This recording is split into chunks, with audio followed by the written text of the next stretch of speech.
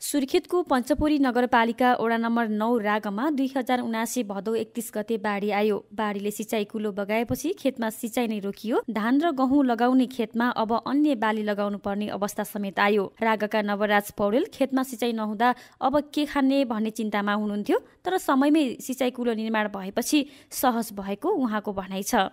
सबभन्दा ठुलो पानी परेको होइन, यो तपाईँको अब हामीले नथाहा भएको कुरो होइन। हाम्रो बुढापाकाहरू हजुरबाहरूले पनि नदेखेको पहिरो भनेको पहिलोचोटि आएको हाम्रो यो ठाउँमा होइन। तपाईँको अब यो पहिरोले गर्दाखेरि चाहिँ अब धान त हाम्रो गयो होइन। अब तपाईँको चाहिँ अब सम्भवै थिएन कुलो खन्न हामीले होइन। त्यही पनि अब किसानहरू अलिअलि लागेर गर्थ्यौँ होइन। हो परियोजना सुन्दर नेपाल संस्थाको सहयोगमा चाहिँ जो हामीलाई चाहिँ राहत मिलेको थियो होइन, त्यो राहतले चाहिँ हामीलाई धेरै सहयोग गर्यो हजुर होइन। लगभग तपाईँको यतिको त हाम्रो यो के अरे पञ्चपुर नगरपालिका मेयर उपमेयरलाई पनि गुहार्दा पनि भएन कि यो भनेको तपाईँ के भनेपछि हाम्रो लागि तपाईँले अब तपाईँहरूले त अलिअलि सोध्नु होइन, हाम्रो लागि त धेरै ठुलो गर्नुभएको यतिको भनेको होइन। यतिको हाम्रो मेयर उपमेयरले गर्न सक्दैन, हाम्रो पञ्चपुर नगरपालिकाले गर्न सक्दैन भनेपछि तपाईँको चाहिँ यस्तो एउटा संस्थाले आएर यति गर्नु भनेको हामीलाई ठुलो राहत हो होइन। रागकै यामकुमारी सापकोटा पनि खेतमा लागेको सिँचाइ कुलो बगाएपछि अब के गर्ने भन्ने चिन्तामा हुनुहुन्थ्यो। उहाँलाई पनि अब सिँचाइ कुलो बन्छ भन्ने विश्वास लागेको थिएन। अब सिँचाइ कुलो बन्ने आशा समेत मार्नु भएको उहाँले अहिले सिँचाइ कुलो बन्दा खुसी लागेको बताउनुहुन्छ। पानी निकासा गर्नको लागि हामीलाई केही नभए पनि त्यो वर्ष दिन लाग्छ होला जस्तो सोचेका थियौँ। हो परियोजना सुन्दर नेपाल संस्थाको हामीले यो 15 दिनमा समाप्त गरेर पानी आज चलायौँ। हामीले कुलो सञ्चालन भएपछि त हामीले खेतीबालीमा लगाउन पायौँ है। संस्थाले नगरेको भए हाम्रो यो आँट सास उत्साह नदिएको भएदेखि हामीले यो गर्न आज गयो हुन्न, भोलि गयो हुन्न, पर्सि गयो हुन्न, छोडिदिउँ भन्ने पनि पुगिसकेका थियौँ। एउटा हौसला आँट सुझाव दिएको हुँदाखेरि हामीले यो पानी चलाउन सफल भयौँ। रागकै प्रेमबहादुर चन्द मगरको धान खेतीमा पनि ठूलो नोक्सानी बाढीले गर्यो। करिब 250 घर परिवारको खेतमा लाग्ने कुलो 15 दिनमा नै बनेको देख्दा उहाँ अहिले खुसी हुनुहुन्छ। भदौ 29 गते गएको यो बाढी पहिरोले गर्दा ठुलो क्षति पुर्यायो हेर्नुहोस्।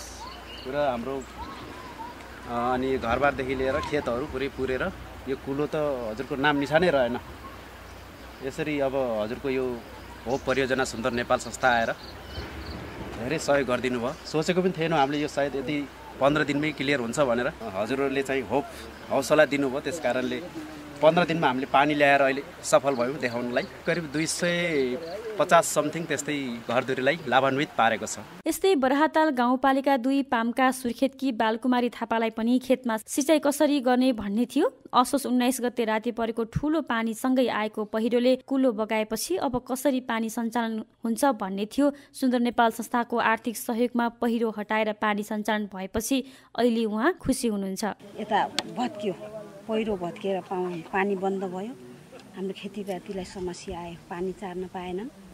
त्यसकारण अब यो हाम्रो भकारी सुन्दर नेपाल संस्थाले हामीलाई सहयोग गरिदिनु भयो र हामी यो 6 दिन कार्यक्रम यो समाप्त मागे थापा बराहताल 2 पाकमा हाम्रो यो पानी कुलोको मुहानबाट पानी बग्यो, यता भत्कायो, पानी चार्न पाएनन्। रागमा बाढीले सिँचाइ कुलो बगाएपछि चिन्तित कृषकलाई समयमै सिँचाइ कुलो बन्दा राहत मिलेको छ। युकेड स्टार्ट नेटवर्कको आर्थिक सहयोग, मर्सी कोरको नेतृत्व र सुन्दर नेपाल संस्थाको सहजीकरणमा बाढी र पहिरोले क्षति गरेको स्थानहरूमा होप परियोजना सञ्चालन गरिएको छ। उक्त परियोजना मार्फत सिँचाइ कुलो निर्माण गरिएपछि कृषकलाई राहत मिलेको हो।